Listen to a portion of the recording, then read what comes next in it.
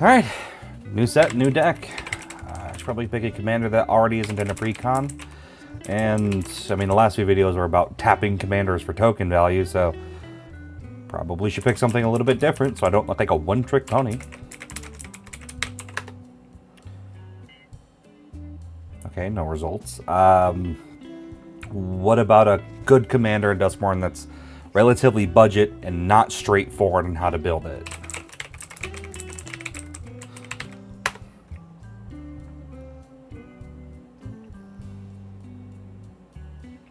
I can change, I swear.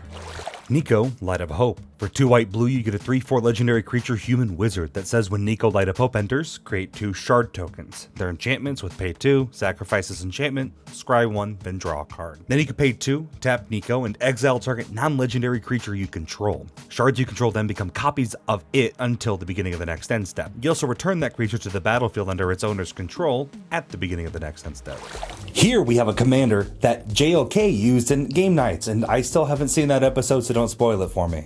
I'm gonna use Niko's bad self to make a board full of shards, like everywhere. They're gonna be shards everywhere. Niko is going to be sharding everywhere. Then once we get the board full of them, we got a base that can not only make use of multiple creatures stacking good effects all at once, but do so with plenty of flexible pieces that you can deploy in a moment's notice. All this for around 30 bucks. Niko's second ability is what makes it so fun to build around. There is a slow flicker effect that gets rid of essentially any non-legendary creature you control until end of turn, but makes the shards you own copies of it. That means we get to do 2 things. 1, we can get value out of a single ETB, which in my opinion is boring, but useful in some cases. Or we can get some creatures that were designed with the thought of, I mean, they'll only have maybe 1 or 2 of these out at a time. It can't be that busted, right? Well, unfortunately for your enemies, it can be. But that's later. Now we gotta set this thing up. To do that, we rely on some pretty funny cards like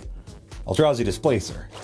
Eldrazi Displacer. For 2 and a white, you get a 3/3 creature Eldrazi with the Void, meaning it technically doesn't have a color. But for 2 and a colorless, you can exile another target creature, then return it to the battlefield tapped under its owner's control.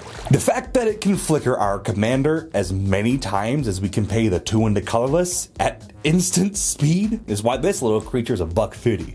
We saved up for it in the budget. So with some stack shenanigans, we can use our commander to target a creature that we want to make our shards copies of, and then with that ability on the stack, we hold priority. Then we use our Eldrazi Displacer to flicker Niko. That way we get 2 more shards, and then they become copies of that creature when the original Niko ability finally resolves. Niko doesn't need to be on the field for this ability to work. It doesn't matter that he gets removed and returned, it still will go through, your shards will still become that creature. The only thing that'll stop it is if they remove that creature that you're targeting, which unfortunately there's not much we can do about that. But the fact that Niko's ability does resolve the way it does, that is still pretty busted as it is. But with the knowledge of 1,000 Eldritch Gods, you can manipulate the stack a little bit more. You see, if you still have colorless mana open, which you will, by the way, you have a big artifact mana ramp base, so you're gonna have mana, well then you can allow the Displacer ability to resolve, and then hold priority again before you let Niko's original activation resolve. Then you flicker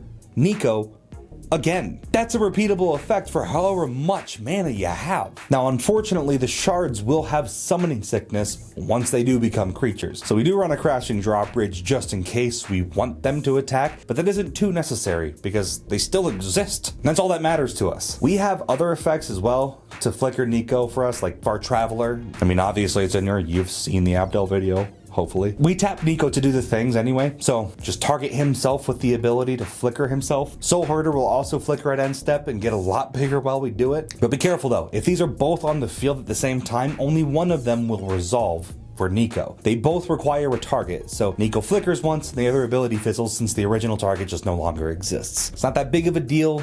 It's only really 2 of them. We also run a lot of instant speed flicker effects. I mean, these can be used at any time, but keep in mind we want to mostly save these until the very last minute. That way we don't have to worry about targeted removal for our commander all too much at all. But you will have to worry about this segue. Can you believe it?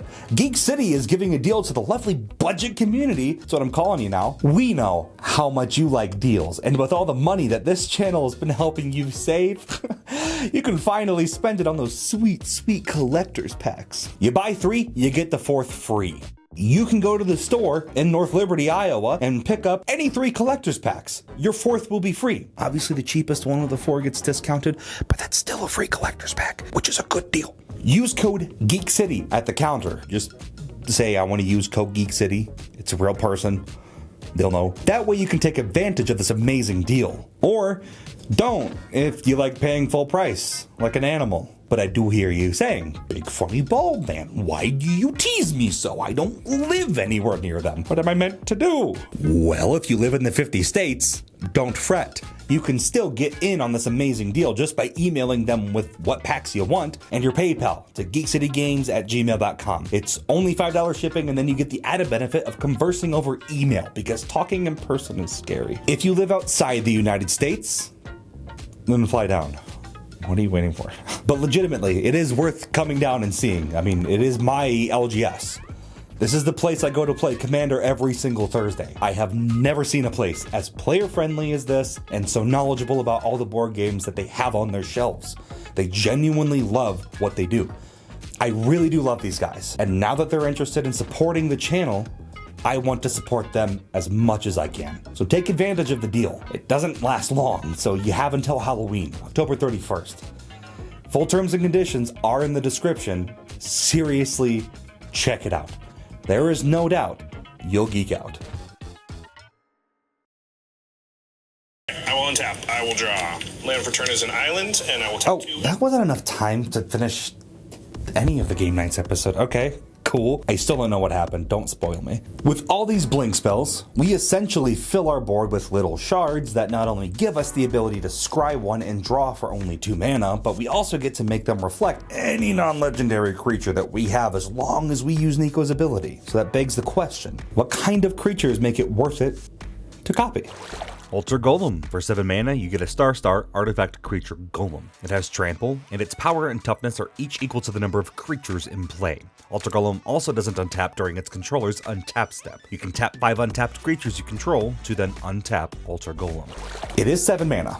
I get that. But it also means we get to make each shard a huge with trample. Normally, the downside is that the Golem doesn't untap on your turn. But the best part about these shard copies is that they end up being just a normal enchantment at end of turn. They'll untap as normal, so no real downside there. Skyhunter Strike Force makes us a board full of flying melee creatures that give each other creature we control melee. Melee is an ability that says when we attack with this creature, it gets +1/+1 for each player we are attacking this combat. Now, I'm not sure if you know this, but separate instances of melee trigger separately, meaning that if we attack 3 opponents with a creature that has 3 separate instances of melee, it'll get +9/+9 until end of turn. So with just 3 Skyhunter Strike Forces, each attacking a different opponent, they will be 11/11s with flying. That's with just 3 of them. And this deck can easily get more than 3 shards out. Silverwing Squadron is like that Golem, but it's a flying vigilant big that when we attack, for each copy we have,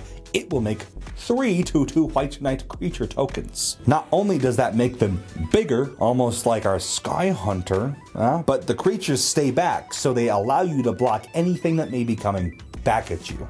Meaning the White Knights are able to block for Milady. Or you could just create the illusion of choice with Twins of Discord. You thought the Displacer was the only Eldrazi, but now we have another one here.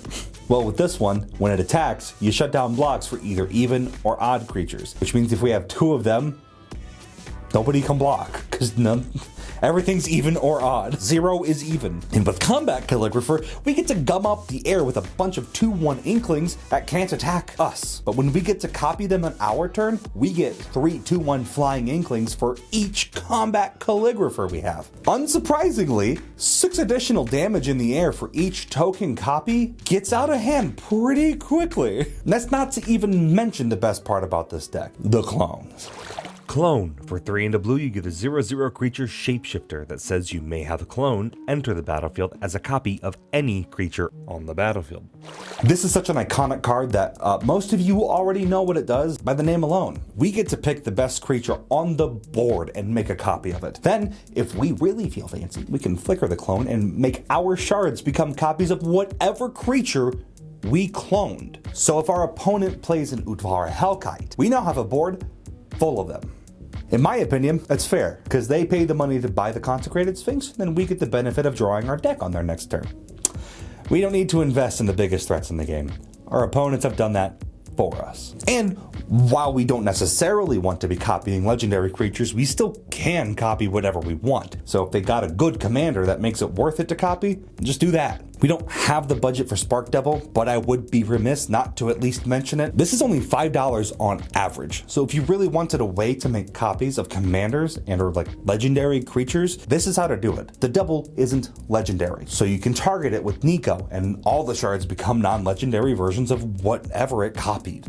These clone effects are seriously busted in this commander because we get to flicker them. That means they are constantly updating to the best target on the board as the game progresses. But even if there aren't any good targets on the board, I don't know, at the bare minimum, we can use it to copy Niko. That makes 2 new shards. The only problem is that if we copy our commander, you're gonna have to sacrifice it to the legend rule.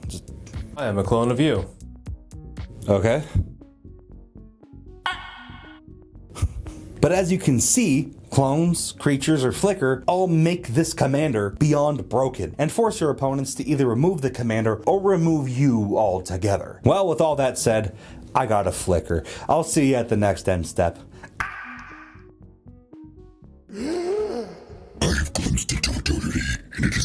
Oh wow, new way to end the video? Well, I guess. If you want a token deck that destroys the limitations of sagas, go ahead and check out this Xavier Sol video right here. And a thank you to all of the channel members who support me, especially those on my higher powered tier, like Filthy Casual, Ezelvor, A-Train, Angela and Chris Ryder, and Call Me Zach. Your support genuinely means the world to me, so thank you.